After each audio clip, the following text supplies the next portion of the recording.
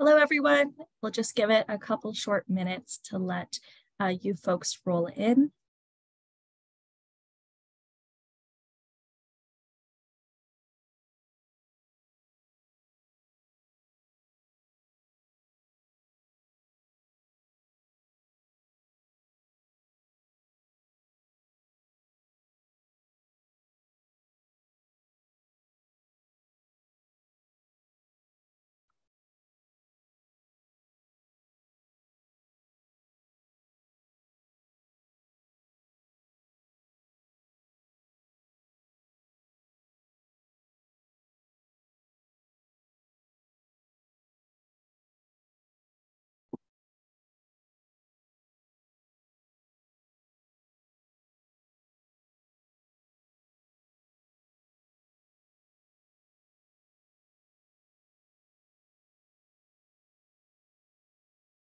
All right, we will get started. Welcome, everybody, to the 2022 National Virtual Leukemia Conference. This one-of-a-kind conference addresses the unique needs of the blood cancer community and offers the latest information, tools, and resources to help support Canadians affected by a leukemia. The Leukemia and Lymphoma Society of Canada is proud to introduce today's presentation titled Living and Feeling Your Best with Leukemia, How to Identify and Manage Side Effects at Home. Today's treatments for leukemia are very effective in destroying cancer cells, but can also damage normal cells, leading to disruptive and uncomfortable side effects. In this presentation, Danielle Brandys, a leukemia nurse practitioner at Princess Margaret Cancer Centre, will provide an overview of the blood cancer treatments, possible side effects, and ways to deal with, treat, or reduce them. The session will be followed by a discussion panel of people affected by a blood cancer. Allow me to introduce myself. My name is Alexandra Clark, and I'm the Community Services Lead for Western Ontario with the Leukemia and Lymphoma Society of Canada. I will be the moderator of today's online event. Since there are many of you, we invite you to type your questions and comments in the question box of your Zoom webinar panel throughout the presentation. An LLSC staff member will monitor the questions. I will read some of your questions aloud at the end of the presentation during the question and answer period. Due to the large number of participants and limited time, we may not be able to answer all of your questions. Also note that our speaker cannot answer specific questions about a person's health status. Case-specific questions will not be read aloud during the question and answer period. If we do not get to your question during the live presentation, a community services lead will contact you directly after the webinar. Today's presentation will also be recorded. Therefore, you can listen to it again on our website. Next slide. If you have questions right now or you cannot find what you're looking for, you can talk to a community services lead in your region and receive personalized assistance in providing answers to your questions or ways to address your concerns. The community services leads are here to help. Reach out to us by calling toll-free at 1-833-222-4884. Next slide, please. We invite you to visit our new website, bloodcancers.ca. Our goal is to better serve the community and offer an improved user experience.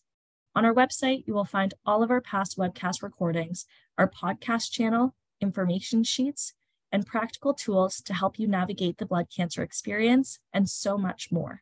Please visit www.bloodcancers.ca. Next slide, please. If you are feeling a sense of detachment or isolation, even if you are surrounded by friends and family who care for you, you can connect with others who are going through a similar cancer experience. We offer 2 services to help you do that. If you prefer talking to someone one-on-one who has been through a similar blood cancer experience as you, we can match you with a peer volunteer through our First Connection Peer Support Program. You will be matched with a trained volunteer who has a first-hand experience with a blood cancer. Or you can join one of our local virtual support groups. Our support groups are safe and supported and bring people from all walks of life together to share their concerns about their blood cancer experience without the fear of being judged or misunderstood. Next slide, please. It is now time to introduce today's speaker, Danielle Brandys. Danielle is an acute care nurse practitioner at Princess Margaret Cancer Centre who specializes in acute leukemia. She completed an undergraduate nursing degree at McGill University in Montreal, Quebec. She started her nursing career as an ICU nurse at the Montreal General Hospital, caring for critically ill trauma and medical surgical patients. She then completed her master's in nursing and nurse practitioner education at the University of Toronto. Since 2015, Danielle has worked as a nurse practitioner caring for adults with acute leukemia.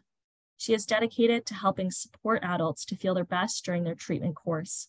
She holds an adjunct faculty appointment at the University of Toronto and loves teaching.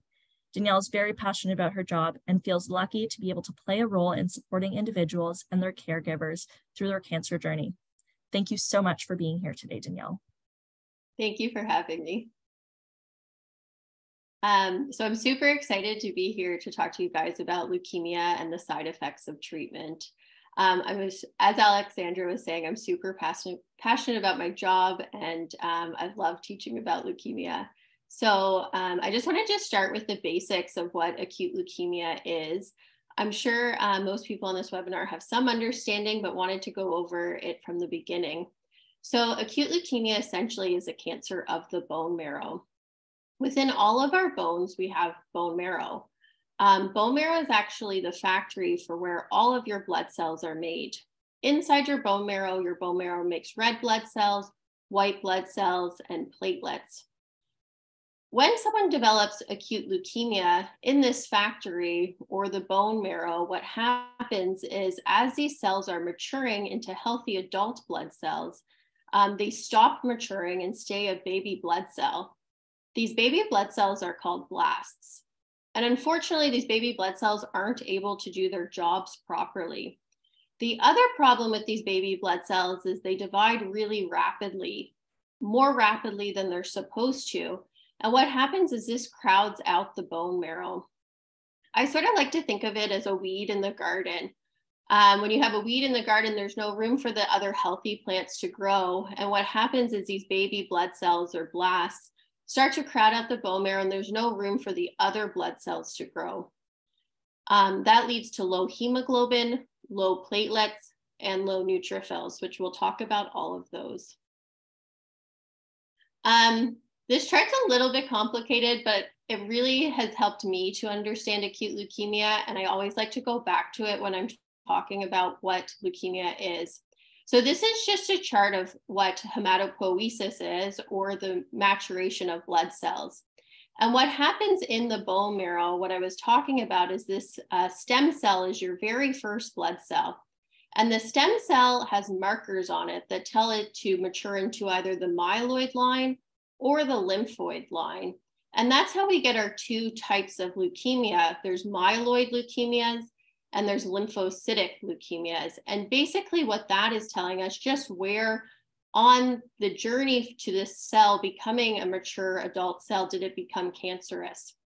So in acute myeloid leukemia, somewhere along the line of that stem cell maturing in either to a red blood cell, a platelet, or one of our white blood cells, it becomes cancerous and starts dividing rapidly. In acute lymphocytic leukemia, that occurs on the lymphoid line over here. And usually at the level of the lymphoblast is where that cell stops maturing, stays too large of cell, a blast, and it doesn't mature into either a plasma cell, a T lymphocyte, or a natural killer cell. So this is just a diagram showing how blood cells should mature into healthy adult cells.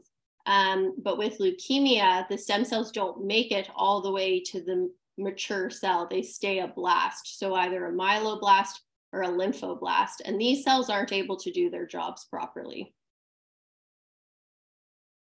So just a quick review of how common leukemias are. According to the Canadian Cancer Society, in 2016, 22,340 Canadians of all ages were diagnosed with some form of blood cancer. Lymphoma was the most common type of blood cancer, and there were 9,000 cases of lymphoma. In 2016, there were 5,900 cases of leukemia, so that includes all of our types of leukemia. There were 3,850 cases of myelodysplastic syndrome, or MDS, and there were 2,700 cases of myeloma. So as you can see, lymphoma is the most common type of blood cancer, but the leukemias are the second most common type of blood cancer. And myelodysplastic syndrome sometimes is thought of as a pre-leukemia, so it can almost be included in those numbers.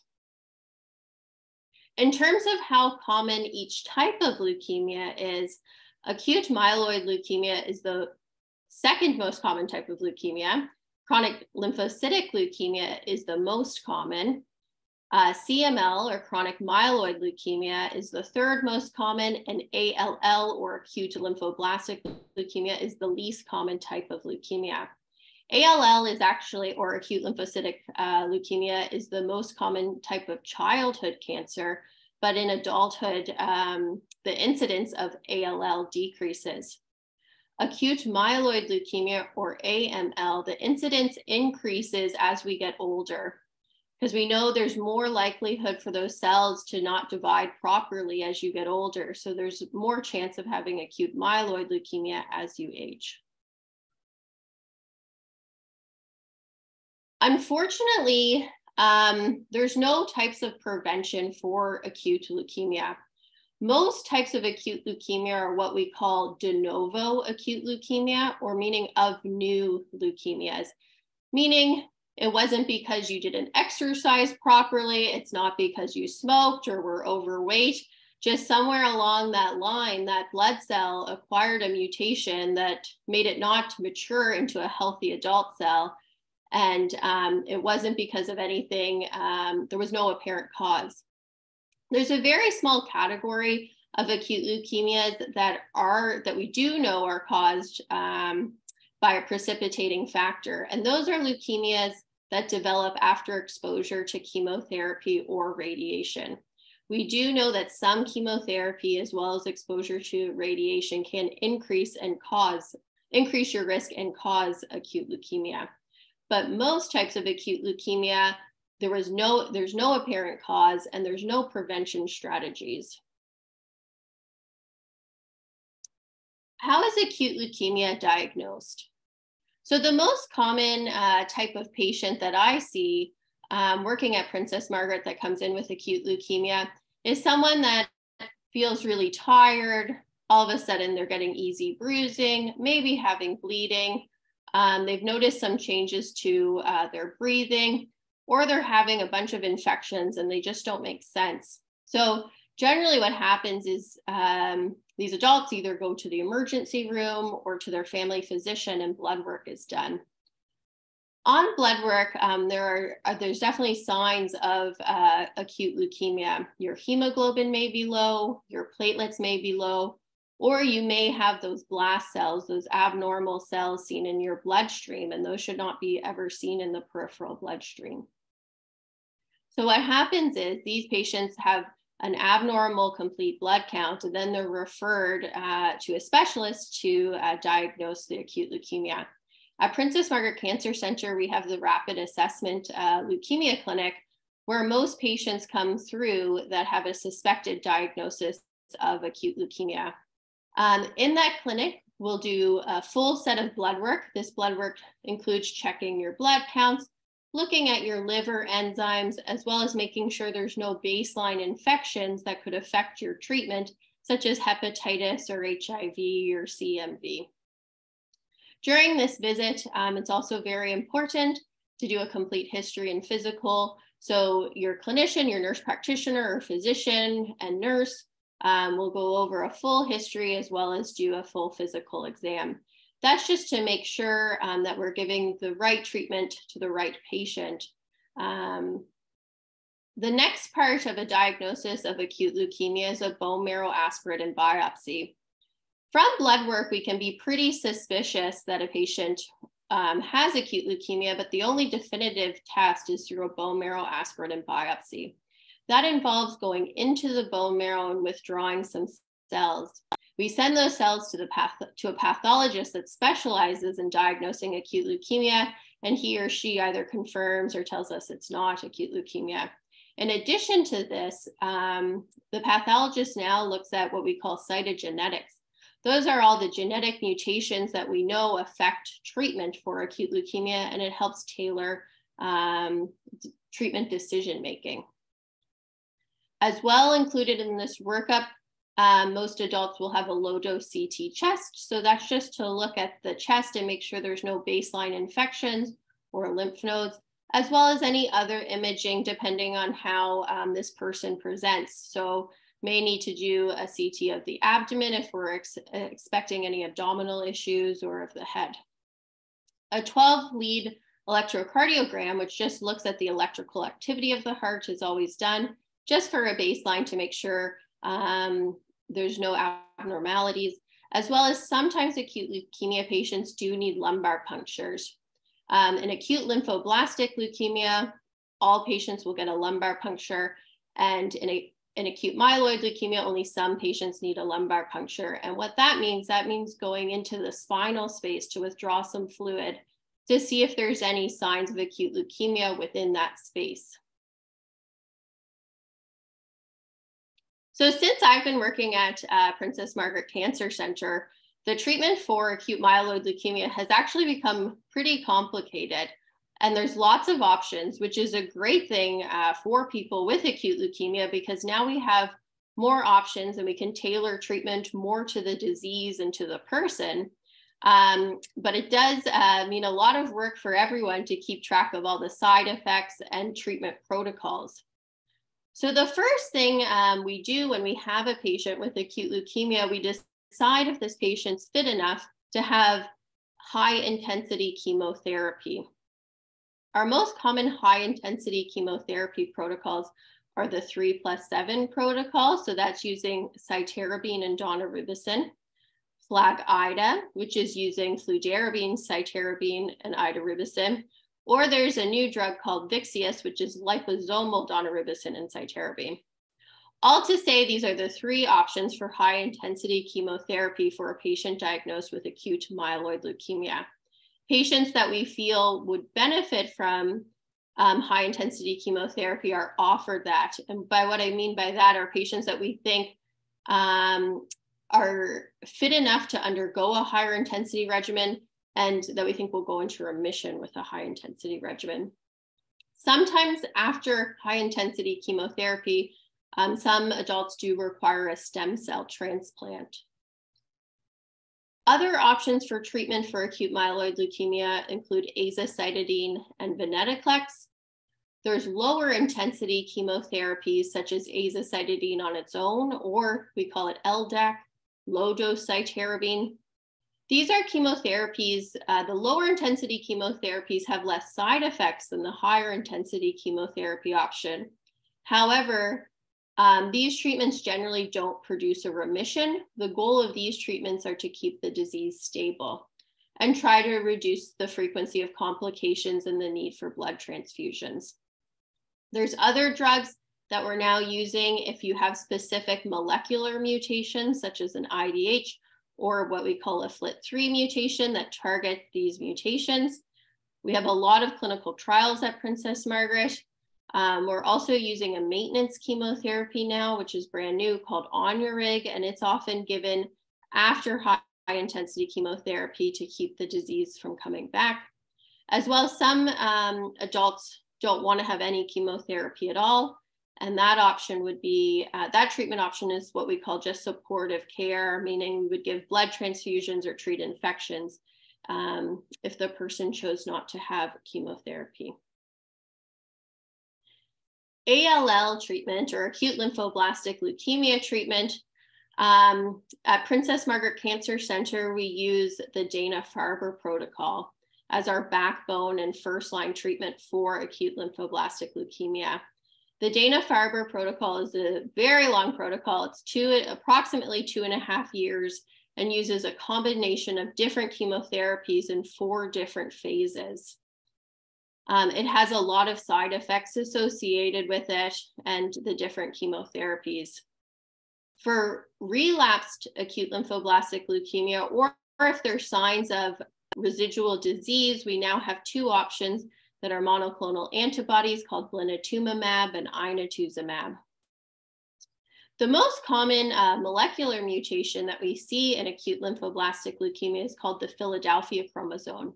So anyone diagnosed with ALL they look at their leukemia cells and see if it has what we call the Philadelphia chromosome. If the Philadelphia chromosome is present, we add a different drug to the therapy called a tyrosine kinase inhibitor. Common tyrosine kinase inhibitors are Gleevec or dasatinib, and these target the Philadelphia chromosome and reverse it. Or as well, as I talked about with acute myeloid leukemia treatment, there's always the option for supportive care for anyone that doesn't want chemotherapy, meaning we can give blood transfusions and treat infections and treat any of the complications of the disease without giving chemotherapy. So now I'm going to go over all the side effects of treatment of the chemotherapy and the leukemia. I always like to talk about both the side effects of treatment and leukemia because a lot of times there's a lot of overlap. The treatment of acute leukemia targets your bone marrow because that's where the disease is. So a lot of the side effects of the disease and the treatment can overlap. One of the first things that I wanted to talk about, because anyone with leukemia is going to hear this over and over and over again, both the disease and the chemotherapy cause low blood counts. We see low hemoglobin. Hemoglobin is the protein on your red blood cell that carries oxygen. When your hemoglobin is low, you may feel tired, you may feel short of breath, you might have some headaches because your tissues and organs aren't getting the oxygen that they're used to. Thrombocytopenia is low platelets. Platelets are fragments of blood cells that help with clotting. Whenever you have bleeding, platelets are really smart and they know to go to the site of bleeding and they clump together and help to form a blood clot. So when a patient's platelets are low, we might see increased bruising or even spontaneous bleeding. Neutropenia is what we call low neutrophils. Neutrophils are one type of white blood cell. We talk a lot about neutrophils because they're one of our most important types of white blood cells because neutrophils are sort of like the soldiers in your body, or this is how I think of them. Whenever there's a bacteria or a virus, neutrophils know to go and fight that bacteria. They're like a Pac-Man. They sort of engulf it and take the bacteria in. So we talk a lot about low neutrophils and neutropenia because when your neutrophils are low, you don't have that usual defense against infection, and you aren't able to fight bacteria and fungus and other viruses like you usually would be able to. So when you're neutropenic or your neutrophils are low, you're at very high risk for infection.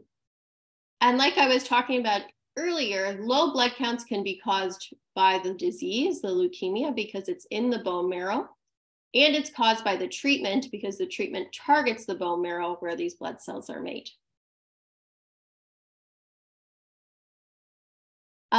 So this is exactly what I was talking about on the last slide. Low hemoglobin, common symptoms of having low hemoglobin are fatigue, headache, shortness of breath, feeling weak or dizzy. Sometimes people even have fainting if their hemoglobin's low enough. And that's just because hemoglobin is the protein on the red blood cell that carries oxygen. Low platelets, signs of that are easy bruising, bleeding. Sometimes people get a rash that's little tiny small bruises. We call that a petechial rash, and I'll show you a picture of that later. Low neutrophils. Neutrophils are those types of white blood cells that fight infection. And when your neutrophils are low, you're at increased risk for infection. So one of the ways we treat or help to manage low blood counts, and most patients with acute leukemia will require blood transfusions at some point during their treatment. Red blood cells, which look red, this is called packed red blood cells, and that replaces hemoglobin.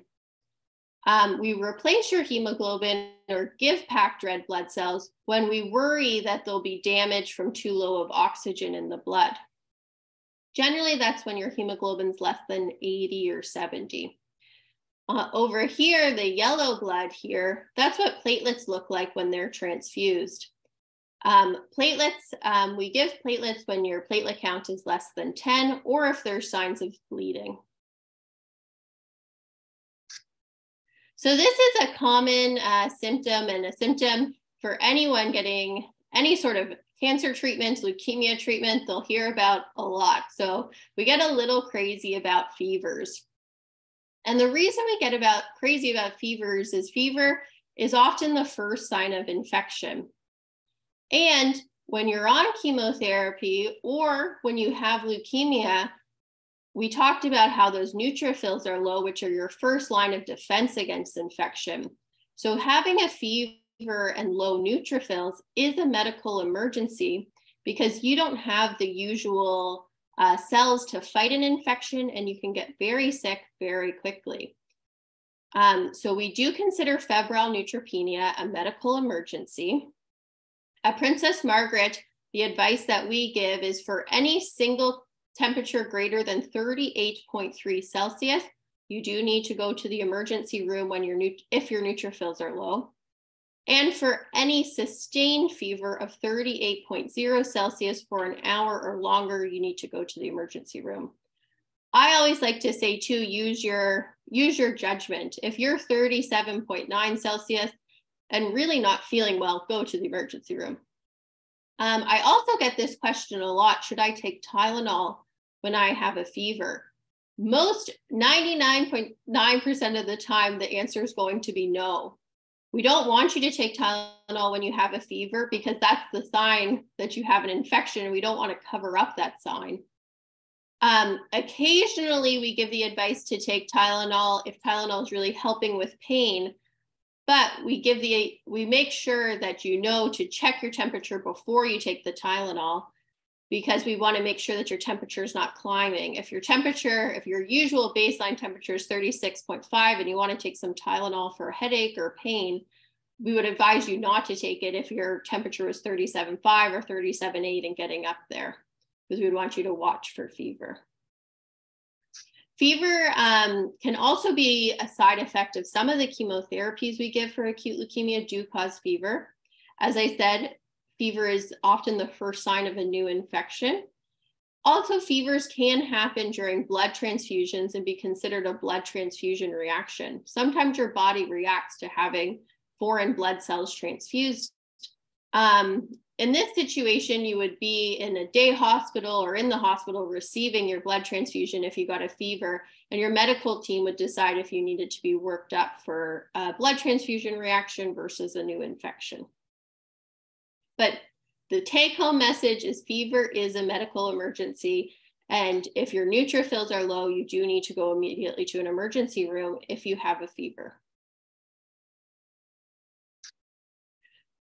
So I wanted to talk about infections next. So as I was saying, fever is often the first sign of infection. The most common types of infections that we see during leukemia treatment are respiratory infections. So that's often pneumonia. Pneumonia is an infection within the lungs. Pneumonia can be caused by bacteria, viruses, or fungus. We often see urinary tract infections. So that's infections within your urinary tract and bladder. Central line infections happen a lot. So a lot of patients have a Hickman line, which is a central line that sits in your chest to give medications, bloods, and fluids. Or patients have a PICC line, which is a line that sits in your arm to give medications, bloods, and fluids. Sometimes these lines can become infected around them, or sometimes they can be a portal of entry for bacteria to get into the blood. We see a lot of skin infections, and we see a lot of gastrointestinal infections. So common symptoms of a new infection. So the most common one is fever.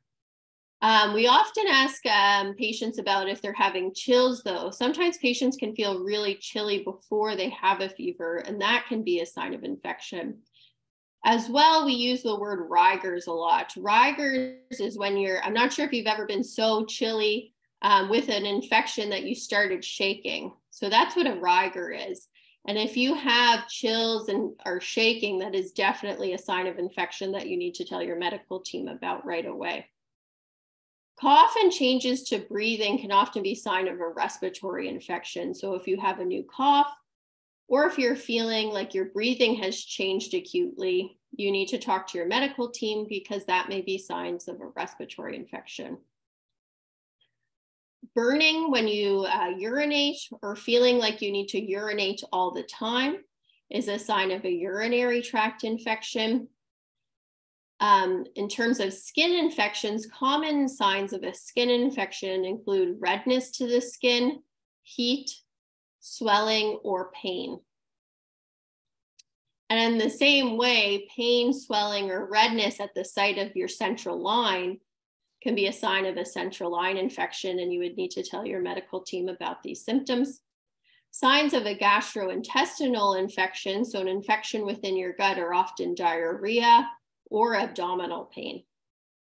If you have any of these signs, these are signs of infection that your medical team does need to know about right away, because the most important thing if you do have an infection is that you get on the right treatment quickly, because with chemotherapy, patients are very immunocompromised and they require infections to be treated quickly and aggressively to make sure that they don't spread.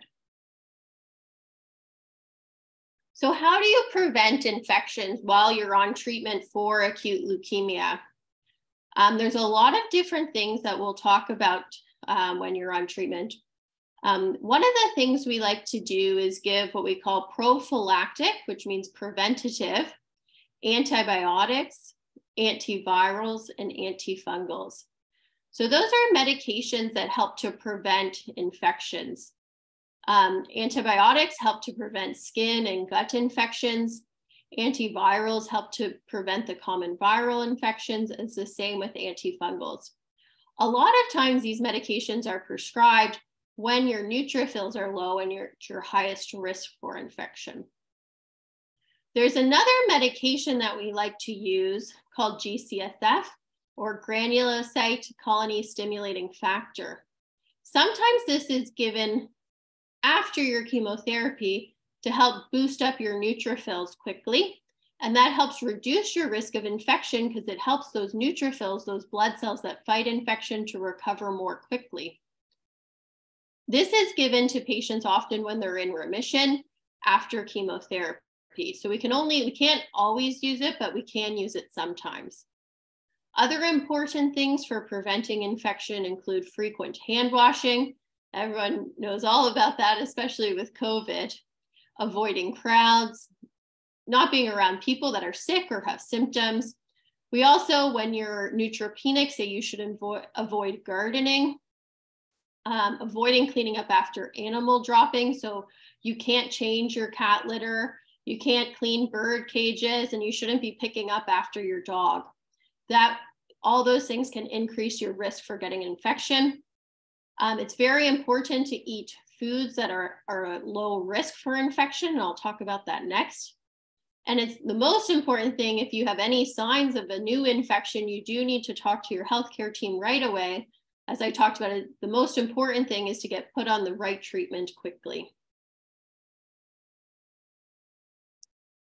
So in terms of eating and nutrition, we try, when patients are neutropenic and those neutrophil cells are low, we want to reduce your risk for getting infection from the food you're eating.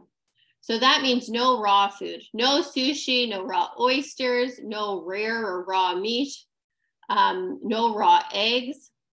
We say you should only eat pasteurized milk, cheese, and other dairy products. It's very important to wash your fruits and vegetables super well, and we say peel it if possible. Avoiding raw sprouts and avoiding salad bars and buffets, and just use your common sense. Go to restaurants that you feel like they're cleaning the food well and cooking it well.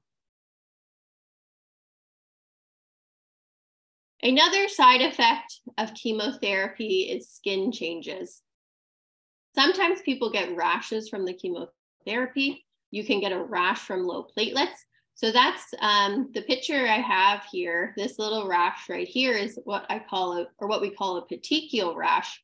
And that's a rash from low platelets. And what happens is it's tiny little bruising or bleeding in the peripheral blood vessels. and it creates a rash like that, and that's a sign of low platelets. Sometimes you can get a rash from a new infection. Usually a rash from an infection, from a bacterial infection, looks red and hot and is very painful. There's some viral rashes, so shingles can cause a rash.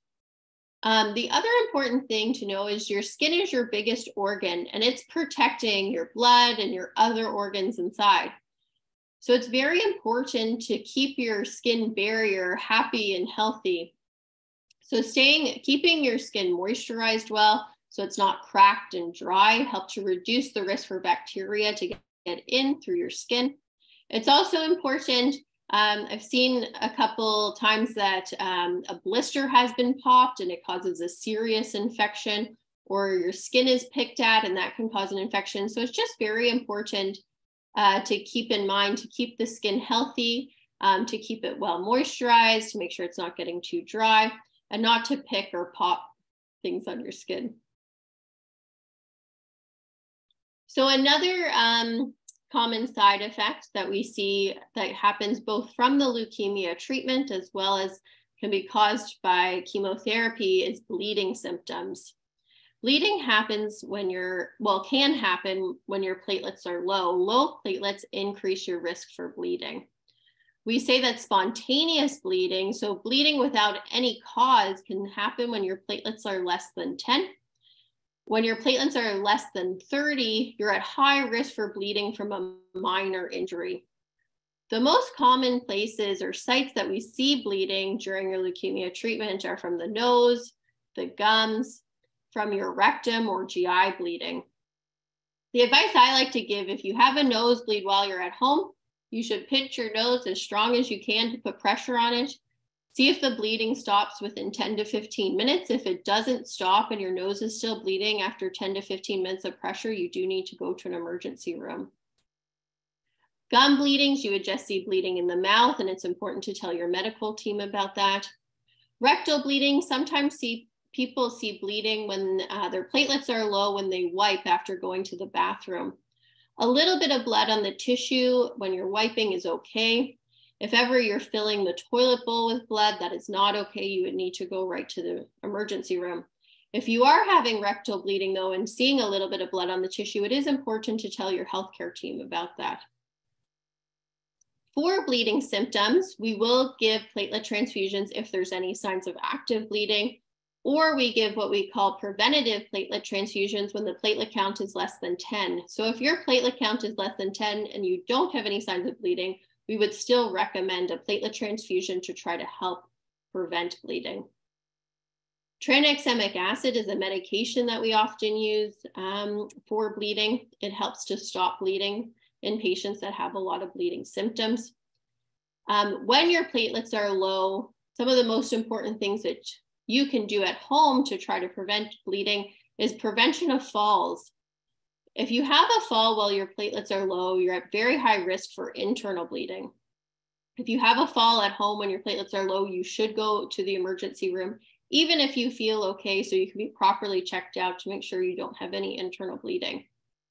It's also important to prevent constipation and straining. As I talked about, one of the most common sites of bleeding is rectal bleeding and GI bleeding. Constipation and straining when you go to the bathroom can increase your risk for bleeding from those sites. So fatigue is a very common cancer-related symptom. It's actually the most common cancer-related symptom of patients undergoing treatment. It's reported by the American Cancer Society that 80 to 100% of adults report cancer fatigue during treatment. Fatigue is often multifactorial, meaning there's a lot of causes that can cause you to feel tired during your treatment. This includes from the chemotherapy can cause fatigue, inflammation can cause fatigue, you may not be eating or drinking properly, which can cause fatigue. Often there's a change in sleep habits, which cause fatigue, or there can be a change in your mood because this is obviously a very stressful time, and depression or changes in mood can cause fatigue. As well, low hemoglobin can cause you to feel very tired and fatigued. So what can you do about having fatigue? One of the most important things that I like to tell my patients about is just energy conservation. Unfortunately, there is no magic fix for fatigue. I would love it if there was. I think everyone would. But it's very important that you're managing your energy properly. So if you're feeling extremely tired, you have to decide what are the things that are most important to you to do that day. Eating well and having a nutritious diet can help with fatigue. Staying well hydrated. So we often recommend, unless you have a heart problem, which your medical team would talk to you about, but staying very well hydrated. So drinking 2 liters of water per day. Sometimes when you're feeling tired, and I'm guilty of this myself, the last thing you want to do is exercise, but sometimes light exercise, such as going for a walk or getting outside, can help a lot with fatigue. So anemia or low hemoglobin is also one of the causes of fatigue, and we would give a blood transfusion.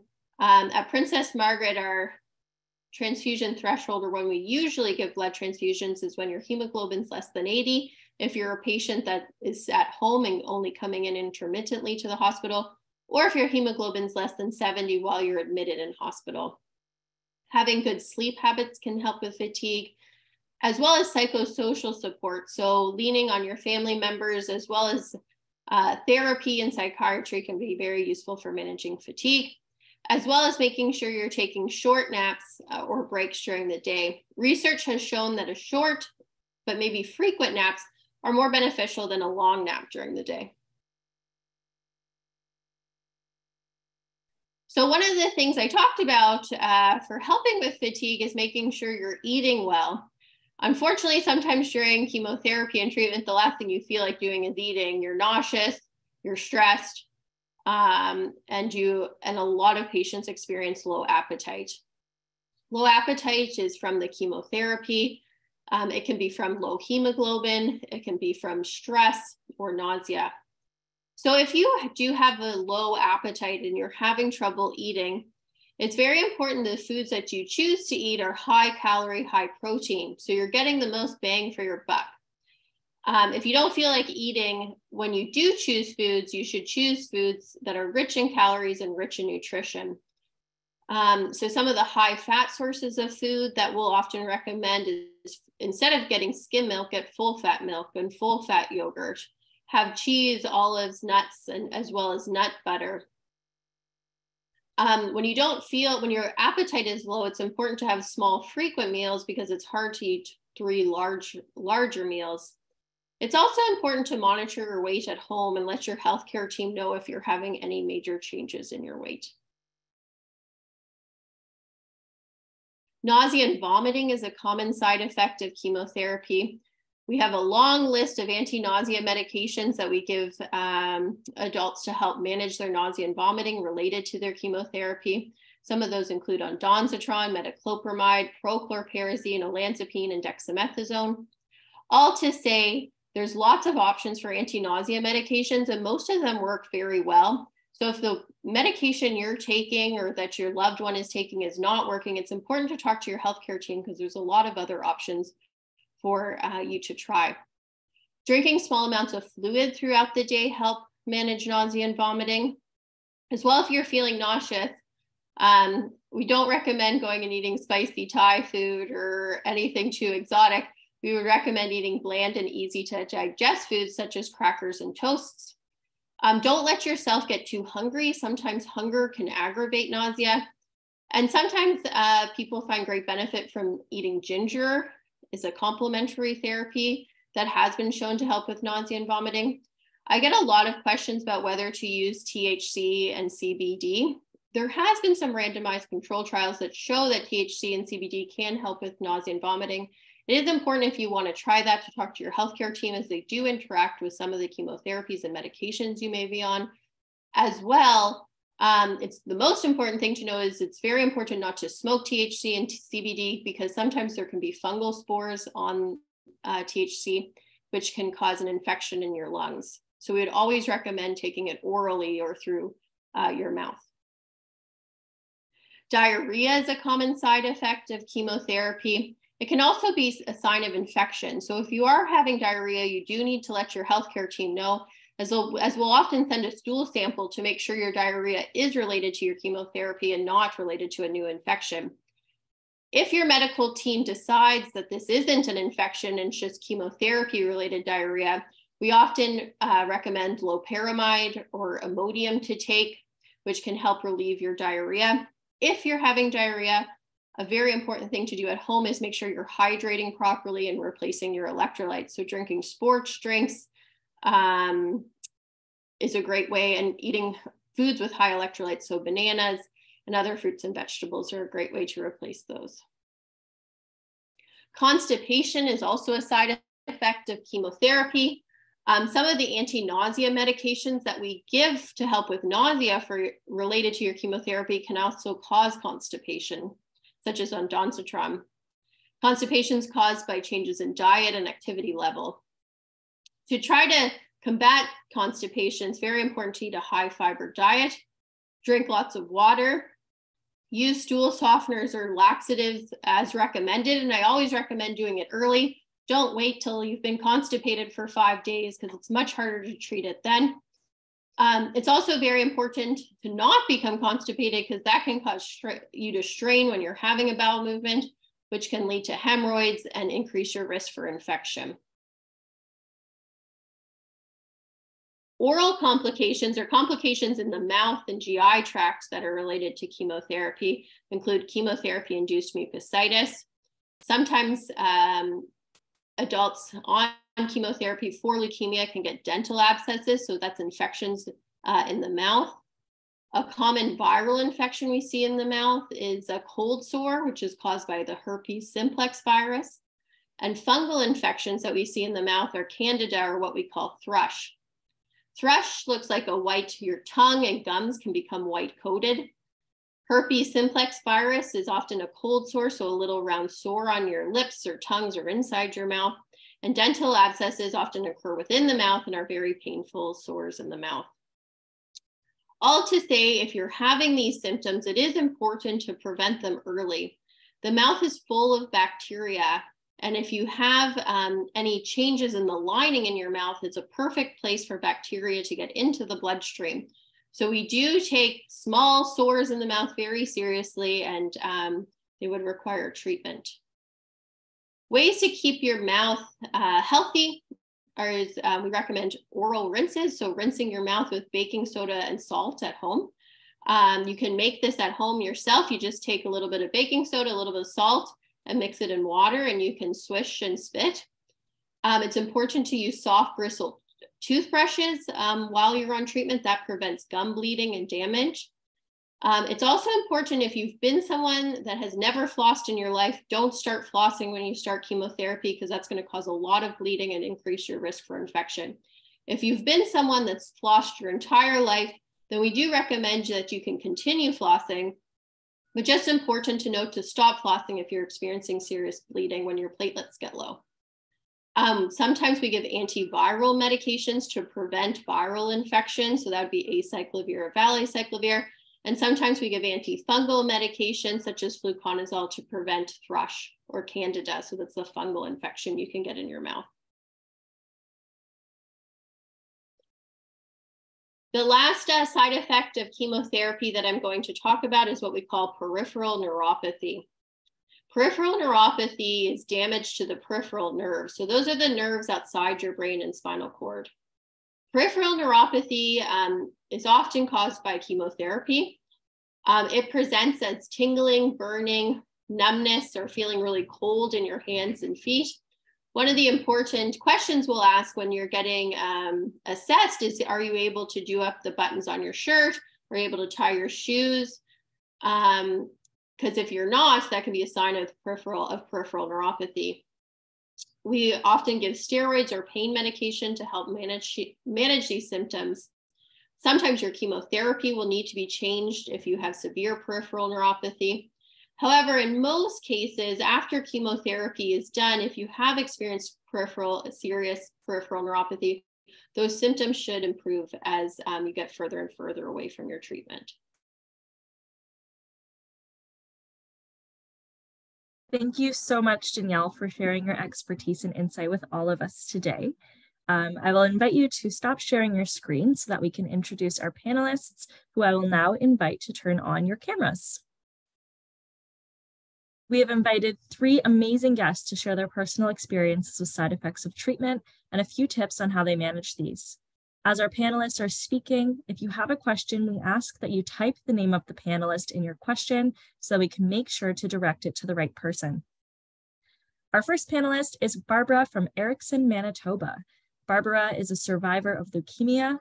Over to you, Barbara. Hi, thank you for having me.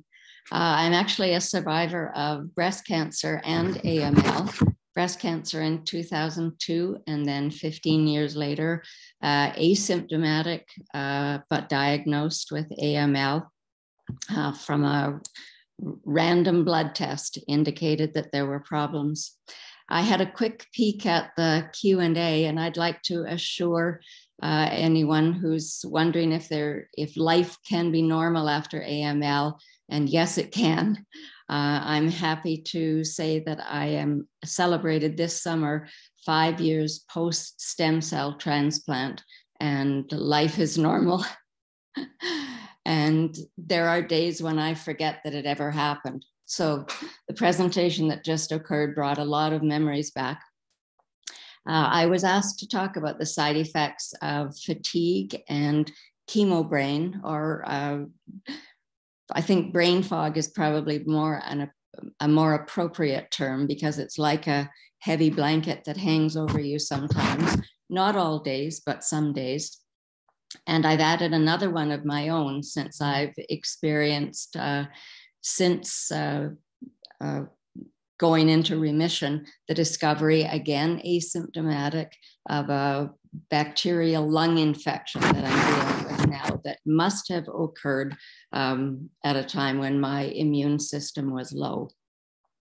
I don't think that I have any magic answers or anything that no one has thought of when dealing with fatigue, other than that to say it's been a very useful exercise for me to think about what I've been doing and think about what I could be doing more of. I know that after that first year of recovery from AML treatment, it seemed like a very long row ahead. And I started with gaining my energy back by taking incrementally longer walks each day. Sometimes my husband would drop me off at a location to meet a friend, and I would know I had enough energy to walk home. And those distances got a little longer as time went on. I think it's important to avoid getting into that vicious cycle of feeling like you have not enough energy to do something and then not doing it and losing strength, and then physically not being able to go for those long walks. So sometimes in the beginning, it's like willing yourself to get back on track again. I think it's extremely important to, not all the time, sometimes solitary walks are good, but walking with a friend, a notation that I made, or a family member, walking with a friend can often take your mind off and just strengthen those social, emotional, and psychological bonds that you have with people. I was introduced to yoga during breast cancer recovery and found that I really loved it. I fall off the wagon sometimes and don't do it as regularly as I should, but it's not only a relaxation and a restorative technique, but it's also excellent for strengthening your own body. And while making notes for this, I realized that I do intend to get better at meditating, but I am good at emptying my mind of thoughts, particularly negative thoughts. And that's a point that I would like to make.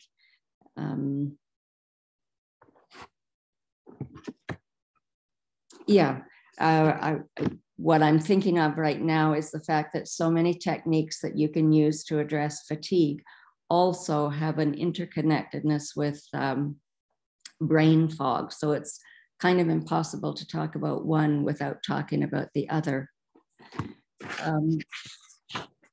I have definitely a couple of experiences with what I would call that stereotypical chemo brain, where the name I wanted or the incident I was trying to remember had completely escaped me, or discovering afterwards that I had said something that I had no recollection of having said.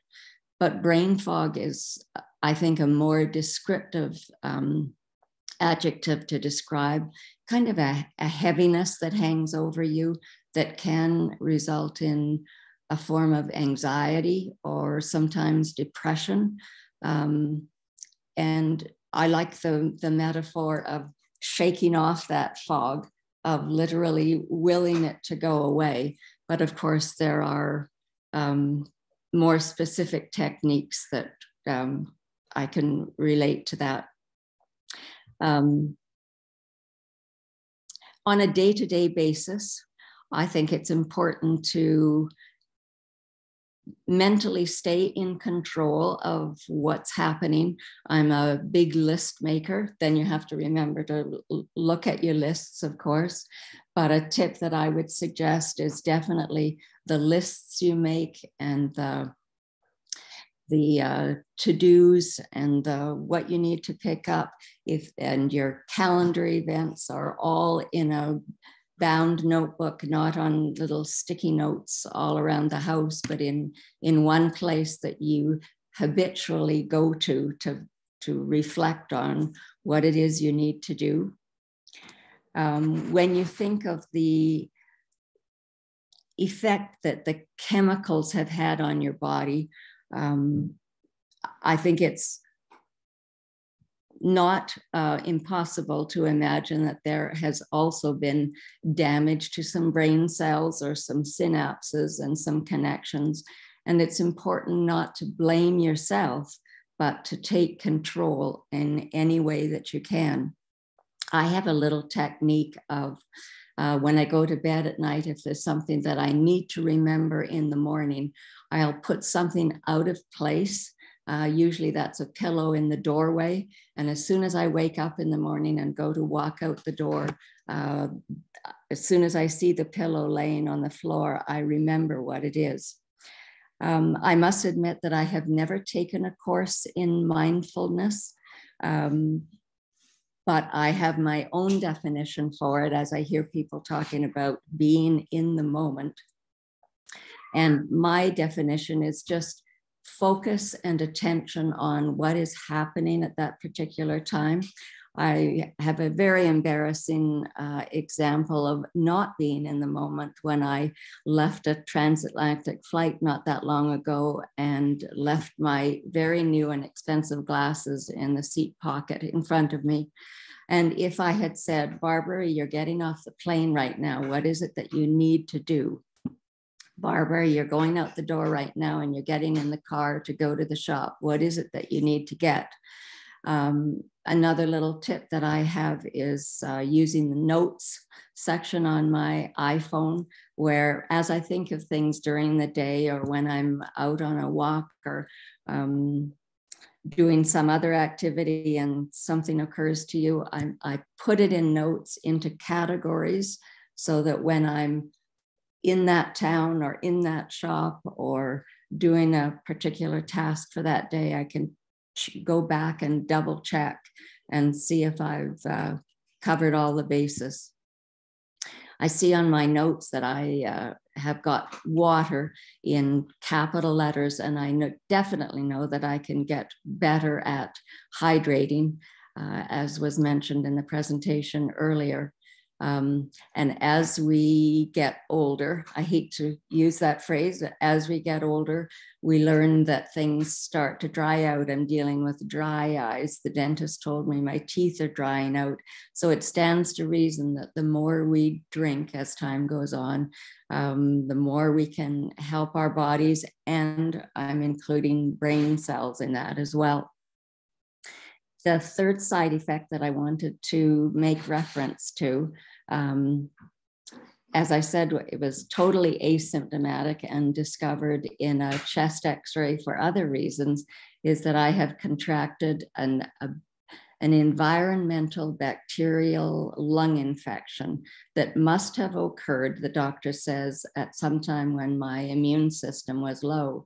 So now I'm on a course of 18 months of antibiotics, regular monthly blood checks to watch, hopefully, the inflammatory markers go down, so that I can't help but emphasize how important it is in that first year or so of recovery after treatment to follow all those bits of advice from the doctor about not going into public places, avoiding public transportation, avoiding crowds of people, and avoiding gardening, working with soil, even though now in remission, I can say that that is one of my most favorite hobbies and one of the things that helps deal with not only fatigue, but brain fog as well, and a little rest for everything. I think most importantly, and what I relied on through treatment of both cancers, was the importance of remaining positive. I honestly, truly believe that staying positive and not allowing yourself to get mired in negative thoughts was one of the most healing tracks I could have followed. And I would add to that continual learning, lifelong learning, attending webinars and virtual conferences. Every time I attend something, I learn more that helps me in my path forward. So thank you for having me, and I'm looking forward to hearing from the other panelists. Thank you so much, Barbara. We're going to pass it to our second panelist, who is Jackie from Ontario in Ottawa. She supported a loved one with a leukemia. Your turn, Jackie. Thank you, Alexandra, and good afternoon. My name is Jackie from Ontario, and I'm the care partner for my loved one who was diagnosed with AML in 2020 and received a stem cell transplant several months later. The person I cared for dealt with nausea and vomiting, and I'd like to share with you how we managed these side effects. I figured out a lot of this as we went along, and I hope that some of you can find some of these tips and tricks useful. I learned that it's important to prepare family members ahead of time that this side effect is likely to occur due to treatment, and have an understanding in place that some people will need to leave the room if the patient vomits. This will hopefully prevent feelings of embarrassment for people in the home, but especially important for the patient. I kept a log of all food eaten, liquids consumed, and the number of times vomited. This information was a possible indication of dehydration, and it was important for the medical team to be aware. I offered food frequently, but only a couple of items at a time. It can be overwhelming to the person you're supporting to offer too many choices and can trigger nausea. I didn't talk about food in conversation. Even images of food were triggering. Be aware that food with strong odors can make nausea worse. I cooked food that was low in odor for both my partner and myself. I removed trays and finished food dishes as soon as possible. Lingering leftovers were not very pleasant. We avoided scented sprays, candles, household cleaners, as these could add to the intensity of the nausea. My loved one found that most food had a metallic taste due to treatment. So we tried mild sugar-free mints or sugar-free candy or water with a bit of lemon juice added. I offered ice chips, popsicles, freezies. Pedialyte makes freezies and can be frozen into ice cubes to be added to water. Sugar-free Gatorade is good, and Mio is good as well to add flavor to water. And these, the Gatorade and Mio also have electrolytes, which can be helpful to your patient that you're caring for. We tried Jell-O, scrambled eggs. These are gentle foods. Clear liquids are better than heavy, thick ones. The person I was caring for found that drinking with a straw was sometimes easier than gulping from a cup. Carbonated drinks were avoided. They can fill the stomach with no good calories and can cause gas, which can lead to vomiting. We found that weak ginger tea was soothing. The brat diet was very useful. Bananas, rice, applesauce, toast. The most helpful thing I found was keeping bag-lined containers or waste bins for vomiting in each room where my loved one was sitting or gathering. Sometimes it was impossible to make it to the washroom on time, and this just made cleanup easier and created a less stressful situation for the person I was caring for.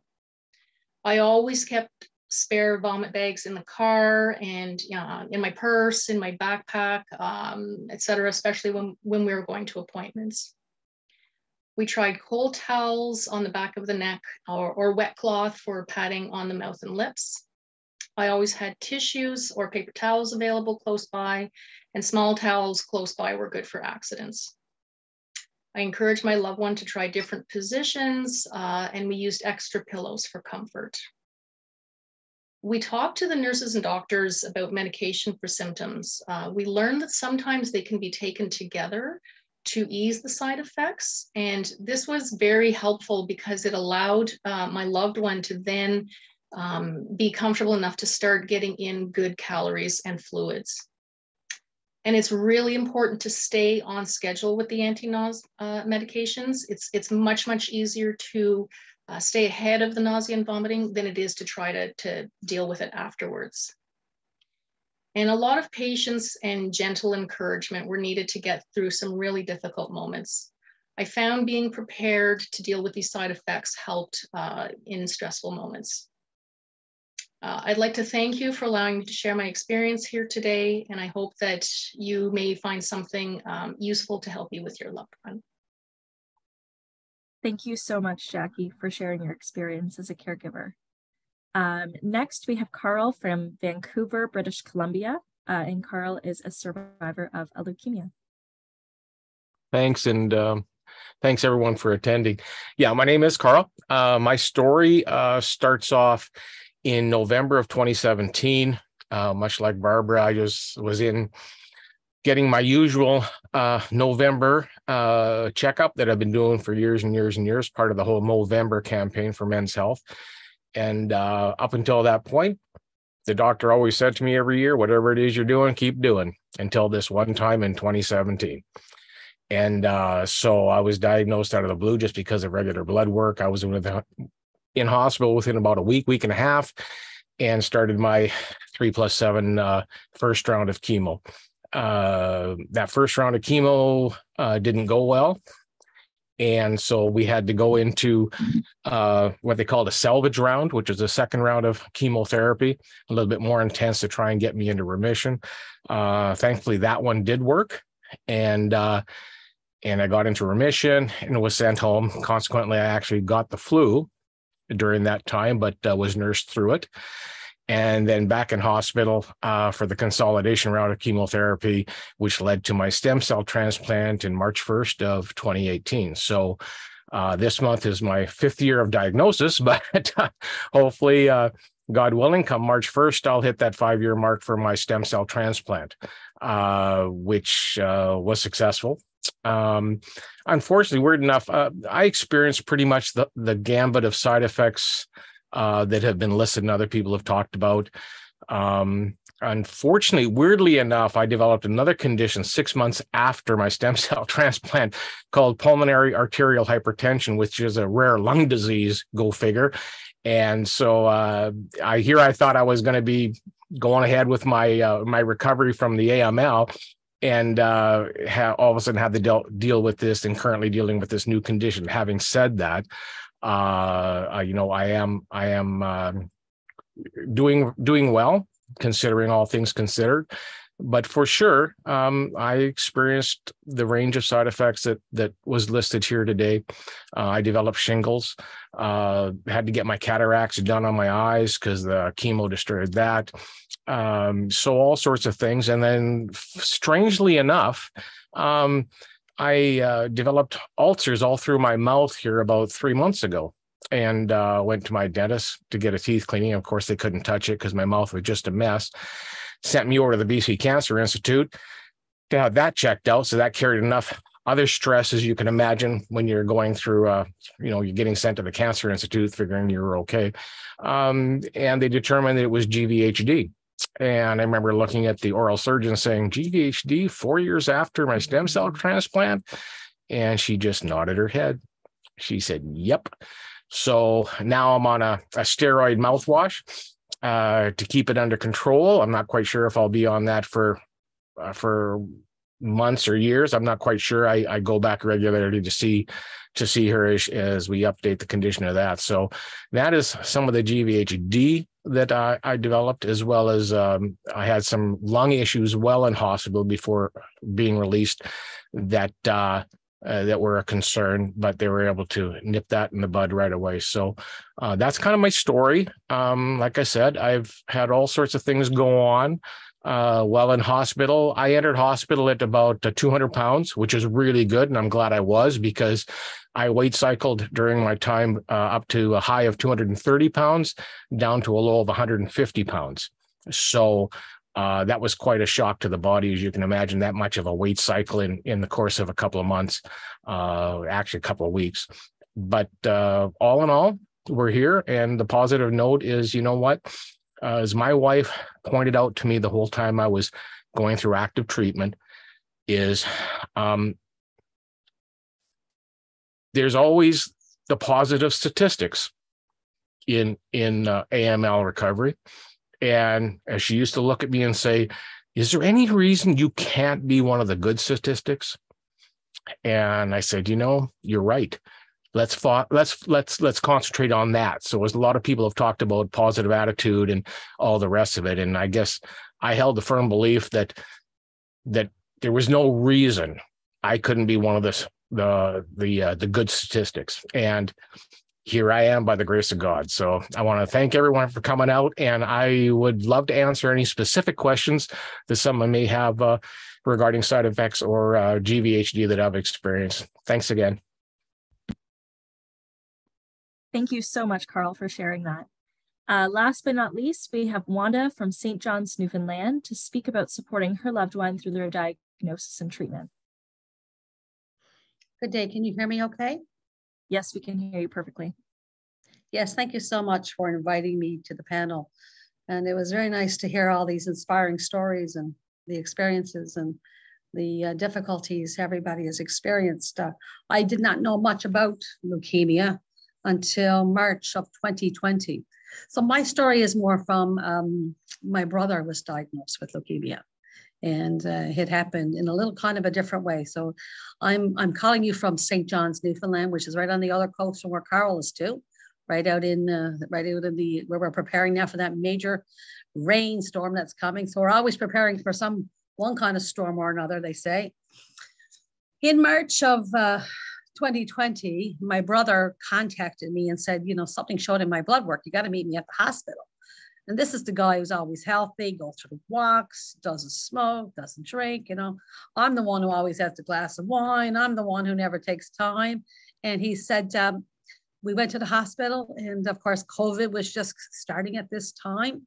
And we didn't know what to expect. And he was immediately admitted at the hospital at the Health Science Center in St. John's, Newfoundland. And of course, sorry, it's a bit emotional for me because he went in the hospital and we never seen him after because we couldn't go, we couldn't visit. I met his first doctors and I never met anybody after. Couldn't, because he spent months in the hospital. His wife couldn't go. My mother couldn't go. We couldn't go. So it was a very traumatic experience for all of us because we couldn't be there. We couldn't support. So we don't even know a lot of this. So anyway, he ended up with a rare form of ALL with a pH factor. He was in a very rare type. He was told he was the only one in the hospital with this. And of course, the doctors told him he's had it since he was 5. And he was 50, I think 51 at the time. So he was like struggling mentally to figure out how this could have happened. And of course, I only see my brother in August of this year after 27 months. And he lives 3 streets from me because he was scared to death of COVID and of all of the things that he experienced. You know, I got involved with this organization because of my work, and I thought I could raise money, which I did. We sent my brother to Ottawa for a stem cell, and I had to raise all that money in a pandemic, which I did. And of course, I volunteered on the Light Tonight campaign as well now in the last while. And I've got to meet a lot of survivors and people. And it's a lot of money, which I'm very grateful for all the people who came on board and learned and were educated. And can you hear me okay? Is it stable? It says it's unstable.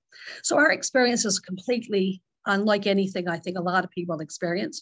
My brother was not the only one at the hospital at that time. There were a few others that went through that piece. So of course he was dealing with 7 doctors, which we never ever met. We couldn't meet them. We couldn't go to the hospital. So in that first year that he was diagnosed, he was in the hospital for months on end with infection and lumbar punctures. He had so many of those. It was, you know, he promises today that he'd never have another one. And of course, I was to be the stem cell transplant donor. You know, everything was being prepared. That ended up changing later on in the program due to them finding somebody in a male in Germany that was able to provide that stem cell. So our experience comes from the isolation of not being able to be there when you're needed the most. And my mom, who's now 84, struggled significantly with mental issues because not being able to see her only son. And of course, we had a baby sister who died at 6 months of age from some kind of cancer that we never ever found out about, because this goes back to, you know, she died in 1962. And at that time, a lot of things were never determined. So my mother thought, oh my gosh, you know, our sister died of possibly she had this leukemia. Now my brother is sick with a very rare form. And they told him how rare it was. And of course, then she figured I was the only one left and that I was going to be next because of the way that it had attacked our family. So for us, we were isolated. You know, 27 months we didn't see him. We did go by his house and we were allowed to leave boxes out by the door. We were able to see everything from afar, but we didn't experience it the way a lot of your families did, because you're able, you know, you were able to be there and provide that mental and physical support. My brother, when he did come home from hospital, it was only his wife that was there to support him and their teenage son, who gave up his life for 2.5 years to be able to be locked up with them during the COVID period. So our experience is a little different. And it was really about the isolation, the not knowing, you know, and of course, as I said to you, I participated in the Light Tonight. And of course, they sent me a box. They sent me all these things. I tell my brother about it. And he says, I don't want to know. You can't mention it. I didn't tell him about today. I can't. He's so mentally distraught by the isolation that he experienced that he can't even hear or deal with any of this from a mental health perspective. So, you know, I was very strong through the whole thing. I had to be. I was working. You know, I had to be the one that, you know, overseeing getting groceries, doing all of the things, raising money. He lost his job. His wife had a home-based business. She lost her job. She wasn't eligible for any of that money. So we had to find ways to create money and raise campaigns. You couldn't do the same kind of fundraisers you do within a non-pandemic time. So our experience was a complete, you know, an isolation. And my brother is traumatized by it today as a result of that. He is working, but he works from home. He can't go back to work. He'll probably retire fairly soon because he's changed his life and his lifestyle. So, you know, he did have the stem cell transplant. His health is very good. And I am fortunate to say that, you know, he does have some side effects like itchy skin and a few things, but overall, you know, the best part of the stem cell transplant is, you know, he lost a lot of his gray hair. He's got no gray hair anymore. So he says that's probably the most positive thing that happened because of the young blood that he received. And of course, today he's struggling to get his life back because of the experience that we went through in COVID. And of course, we had a small family. It's only He's my only brother. So, you know, I appreciate your time today. I'm sorry about the mental anguish, but it lingers as a result of the isolation that we dealt with as a family, and the not being able to speak to doctors, even know who the nurses were, or even participate in any of these support mechanisms, which would have potentially, you know, I think would have helped them a lot in that period of time. So I'm honored to be able to participate. I help raise money and do other things that I can give back to. So thank you for taking time to listen to my piece of that experience. Thank you so much, Wanda, for sharing, and thank you to all of our panelists for sharing their experiences of you all who have been touched by a leukemia. We are now going to move to the question and answer portion of our period. You can ask questions to any of our panelists if you have any regarding their experiences or some of the side effects that they managed. Danielle, do you have a few moments for questions? Yeah, I have a couple minutes, but I got to get going soon. Perfect. Okay, we will get a few questions to Danielle. The first question I'd like to answer is, since OnYourEgg is not available in many provinces, what are some other treatment avenues for maintaining AML remission? That's a really great question. I actually, I'm not sure what's available in other provinces, but as far as I'm aware, in Ontario, OnYourEgg is the only funded treatment for AML maintenance. And I'm not aware of any other drugs for AML maintenance. Perfect. Thank you so much. Next question. Why avoid gardening? Can you safely garden with an N95 mask, or should gardening be completely avoided? So we say to completely avoid gardening. There can be fungal spores, or you can inhale bacteria from the garden, unfortunately. I know it's a great activity and really relaxing for a lot of people. I love gardening. It would be hard to tell me not to do it. As far as wearing an N95, I've actually never gotten that question. I imagine it would definitely provide an extra layer of protection in terms of inhaling and would make it much safer, but definitely something you should talk to your healthcare team about. Perfect. Thank you so much. Do you have any tips about preventing or treating hair loss as a side effect from medication or treatment?